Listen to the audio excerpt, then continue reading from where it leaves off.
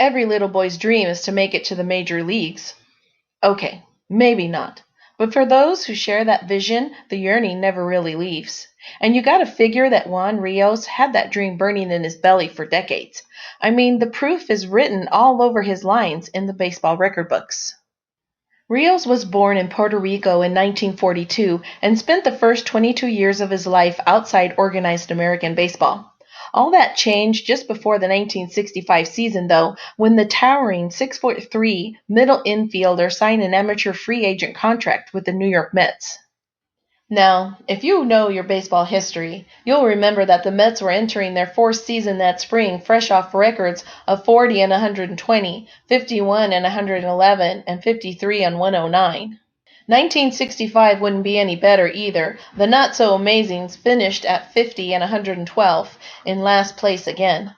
The Mets finally climbed out of the cellar in 1966, posting a 66 and 95 record to finish ninth out of 10 National League teams.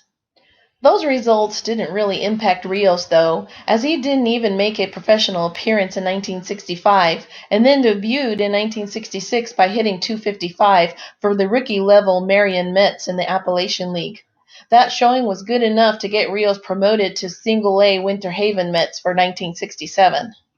While Rios was busy trying to pull his average above .240, things turned downward again in the majors as the Mets slipped back into last place. Not surprisingly, Rios stayed put in 1968, and it looked like he may have stalled on the diamond as his 26th birthday approached in July. But a new season brought new hope all around. Gil Hodges took over the dugout in Flushing, and his steady hand had the Mets within a game of .500 as late as June 27th. The team finished in ninth place, but remarkably improved at 73 and 89. Rios, meanwhile, pushed his way from the Raleigh-Durham Mets to the Memphis Blues to the Jacksonville Suns. That Single-A to Triple-A sprint had Rios poised to crack the big league roster, just as folks in Queens finally were daring to dream about Diamond Glory again. Would there be a place for Rios in the Mets infield as New York tried to become a contender? After all, neither second baseman Ken Boswell nor shortstop Bud Harrelson overwhelmed in 1968.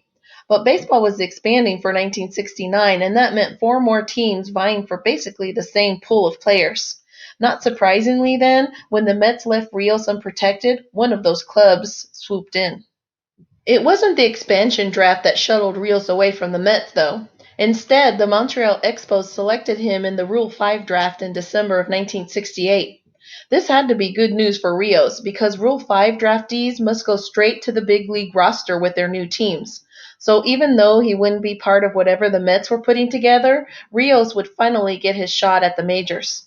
But there were a couple of wrinkles.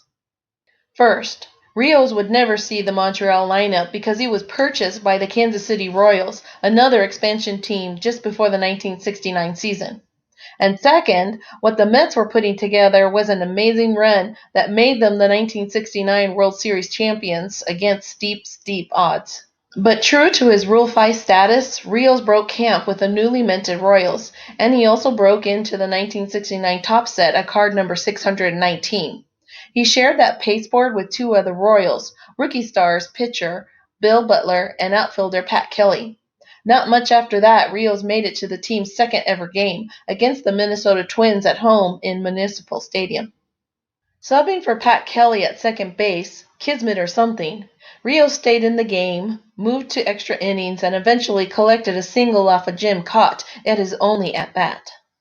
Joe Keogh pinch hit for Rios when his slot came around again in the 13th, and the thing didn't end until Lou Piniella drove home Jackie Hernandez at the bottom of the 17th. Good enough for a Royals win. Unfortunately for Casey and Rios, things didn't get much better from there. The expansion team did what expansion teams do, finishing 69 and 93, but managing to outdistance both the Chicago White Sox and the Seattle Pilots in the old American League West during the first year off divisional baseball.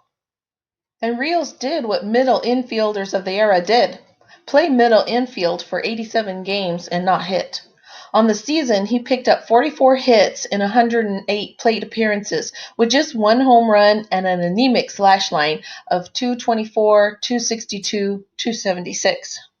But he stayed with the big club all season, and that was enough for Topps to include him in their 1970 set, granting him a solo card on number 89. None of that was enough to keep him in Kansas City, though, and his Rule 5 status ran out. So did his time in the bigs.